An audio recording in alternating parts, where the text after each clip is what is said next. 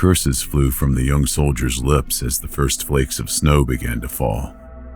Once again, he scanned the darkness that stretched between the densely packed birch trunks all around him. There was no sign of the troop from which he'd been separated. Not a shout, nor a musket blast, nor the clop of a horse's hoof. Not so much as a twig snapped anywhere near him. Now, with night fully fallen and the snow and wind biting at the bare skin of his face, he had to admit that he was lost and completely alone. Nevertheless, he trudged on. He moved through the forest on foot, having no horse of his own to share his burden. Heavier and heavier the snow fell as he traveled. Looking down, he could see a light coating of it on his sleeves and the legs of his trousers. The sight of it amplified the chill that had already seeped to his bones. He would need to find shelter, and soon, or there would be no surviving the night. Who knows how much longer he walked? Perhaps it was hours, or only minutes. The snow fell relentlessly all the while, and the wind showed no mercy. The soldier was nearly ready to give himself up to the elements when it seemed his prayers had at last been answered. He had happened upon the entrance to a cave. The soldier let a cautious relief warm his heart. He knew it was not out of the question that this cave should already have some wild and dangerous occupant, but it was a risk that needed to be taken.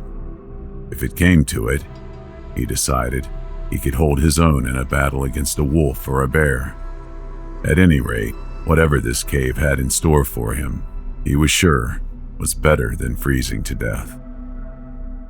The soldier ducked his head and stepped inside. He was immediately consumed by darkness. What little light came in from the heavy gray sky outside only reached a few feet into the space. As unsettling as he found the complete darkness, he was pleased to find the space otherwise dry. His footsteps echoed as he ventured further into the cave. One hand was pressed against the cave wall as he felt his way around. A moment later, he turned a corner, and the light from outside fell completely out of view. Now, the blackness was absolute. The soldier could not even make out his hand stretched out before his face. He had managed to avoid freezing to death. But now, another danger, that of falling and breaking his neck, seemed a very real possibility. The decision was made to simply stay where he was and wait to see how well his eyes would adjust to the darkness. It happened slowly.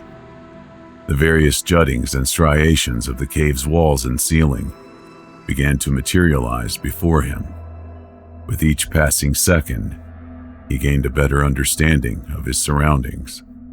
He seemed to have found a dead end of sorts, with no clear way to progress further into the cave. This didn't worry the soldier in the slightest. He had already come in far enough to stay warm and dry for the night. Indeed, he felt himself relaxing and settling in more and more as the seconds ticked by. Then something moved. He wasn't sure if he saw it first or heard it. With a slight scrape against stone, it looked as if a piece of darkness on the far wall had come loose and was swaying, almost imperceptibly. Fear gripped the young soldier as he realized what he was seeing. It was not a patch of darkness or a spot on the wall, but another person. All he could do was stare as the figure slowly came into focus. It was thin and apparently cloaked. It did not seem to advance, but moved in such a way as to show intelligence and purpose. Gradually, the features of the face emerged from the darkness. His hair stood on end, his knees quaked. He found himself staring into two wide, dark eyes. "Who are you?" a voice said at last. It was slight and female, lacking any sense of command. The soldier could not mistake what he was hearing. The voice sounded frightened. "I'm a traveler," he said. "The snow falls heavily outside. and I am in need of shelter. I'm very sorry to disturb you. Miss..." "Shelter?" the voice repeated, almost absent-mindedly, without any form of subtext. There was a tense silence. "It's cold," the figure said at last. "Yes," said the soldier. "Perhaps you're a traveler as well. Perhaps we both fell into the same misfortune." Slowly, the figure nodded. The soldier chose his next words very carefully. "Miss," he began, prepared to charm his way into this lady's confidence. Before he could continue, the figure spoke again. "Helena." "Helena," the soldier repeated. "Is that your name?" The woman nodded. "Yes." "Well, Miss Helena," the soldier said, resuming his previous air, "if you would be so charitable as to let me pass the night here in this cave, I can give you my word that no harm will come to you, either from me or from any animal who may dare to enter here. I assure you, I am armed, and I am well skilled in the handling of beasts." For a moment, the woman was silent. "What's your name?" she asked at last. The soldier smiled, even though he was sure the woman couldn't see his lips. "My name is Trevor Duncan, ma'am," he said, and gave a bow. He chuckled at his own observance of form, rendered nearly meaningless by his lightless surroundings. "Trevor," the woman said, softly, as if she were trying the name on her tongue to see if it fit. She inhaled sharply before speaking again. "Yes," she said. "there is room for you here tonight." "1,000 thanks, ma'am," Trevor said. "There is wood." Trevor could see her extend an arm toward one corner of the cave. "Here, we could light a fire." She let out a shuddered breath. "It's so cold."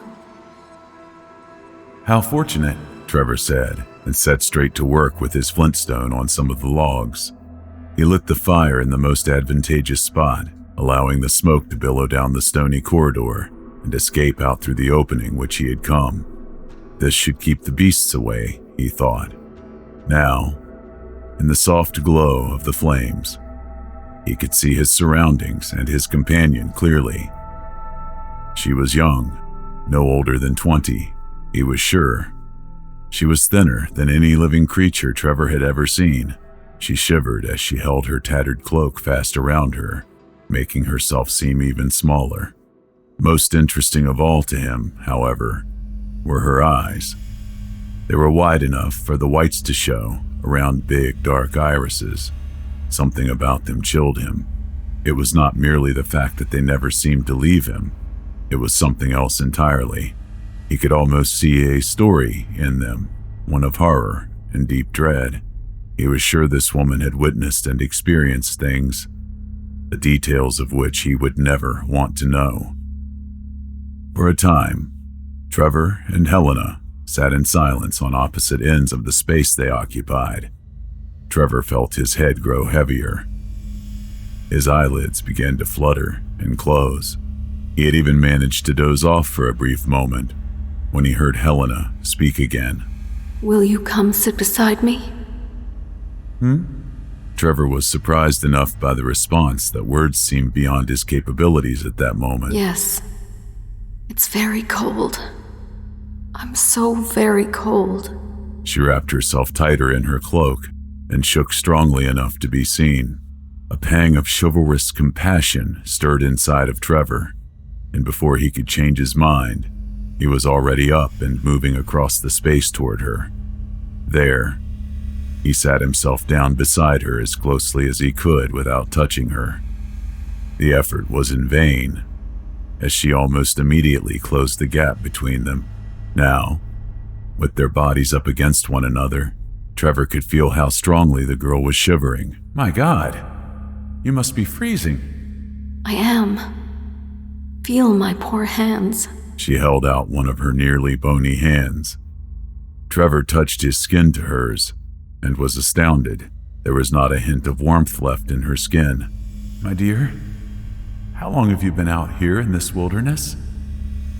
So very long. Helena answered without looking at him. Trevor thought he might have heard a quiver of emotion in her voice. I cannot remember the last time I was truly warm. Come. Before Helena could object, he wrapped a strong arm around her shoulder.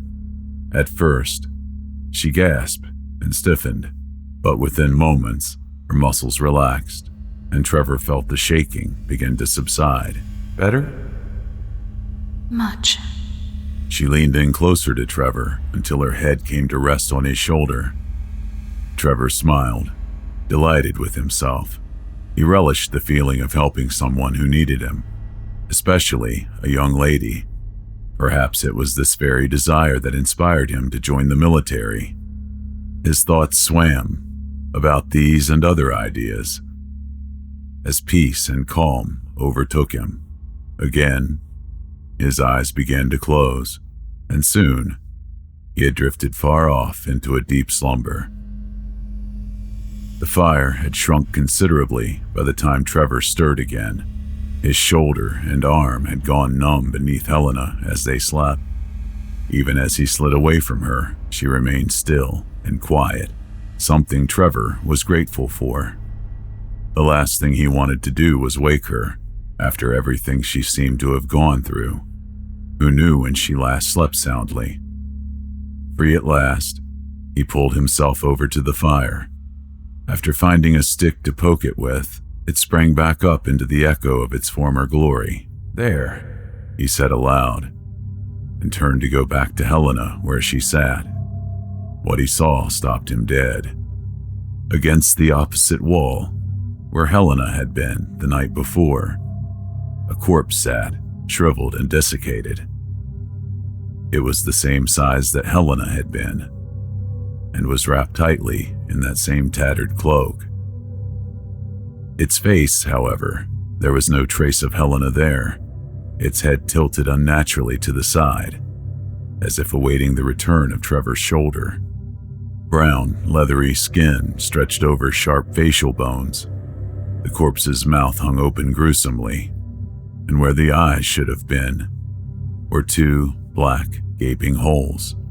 Trevor felt a wave of cold panic wash over him. He was spurred into action, his eyes darting all around the space. Every shadow that danced in the firelight startled him, tightening the knot in his chest more and more. None of them were Helena. Trevor wanted to rush about, call out to her, but he didn't. He couldn't. He asked himself, what good would it do? He turned back toward the only way he knew led out of this godforsaken cave, hoping for footsteps, something else, anything to tell him that this had all just been a joke, and that he hadn't just spent his night with. His eyes landed on the corpse once again. This time, revulsion got the better of him. He whirled back around and sped past the still burning fire toward the cave's entrance. The cold air he'd wanted so badly to avoid now felt like salvation. At last, he was out and still running. Light was just beginning to show in the east. Sharp flakes of snow pelted his cheeks and eyes. His heavy footfalls crunched and pounded the white, wet earth as he pushed on and on, further and further, faster and faster, without so much as stopping to look back.